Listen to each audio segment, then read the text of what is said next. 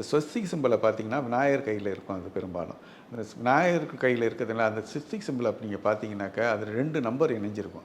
அந்த 2 நம்பர் பார்த்தீங்கன்னா 55ன்னு சொல்லக்கூடியது அந்த 2 நம்பர் தான். 5 2 5 வந்து சேர்ந்துருக்கும்.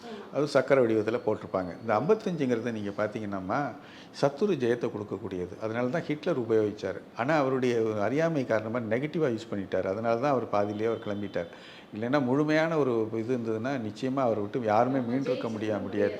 ஸோ அந்த ஸ்வஸ்திகுடியம்ங்கிறது என்னென்னு கேட்டிங்கனாக்க சூரியன் வந்து மேஷத்தில் உச்சமாகிற எண் 55 சத்துரு ஜெயம்னு குறிக்கக்கூடியது. எதிரியே கிடையாது. ஸோ வாழ்க்கையில் வந்து வெற்றி அடையணும் அப்படின்னா ஒரு மன்னர் மாதிரி இருக்கணும் அப்படின்னா சத்துருக்கள் இருக்கக்கூடாது. மற்றதெல்லாம் தைரிய லட்சுமி இருந்துட்டால் எல்லா லட்சுமியும் வந்துருங்கிறது ஒரு கணக்கு. ஸோ ஒவ்வொரு எண்களுக்கும் ஒரு குறியீடு இருக்குது. அந்த குறியீடை வந்து நம்ம எப்படி உபயோகிக்கலாம் அப்படின்னு பார்த்தீங்கன்னாக்க முடிஞ்சவங்க நான் சொல்கிற உலோகத்தில் போடுங்க. முடியாதவங்க நான் சொல்கிறது ஒரு படமாக வரைஞ்சி வச்சுக்கிங்க. பாக்கெட்டில் வச்சுக்கிங்க.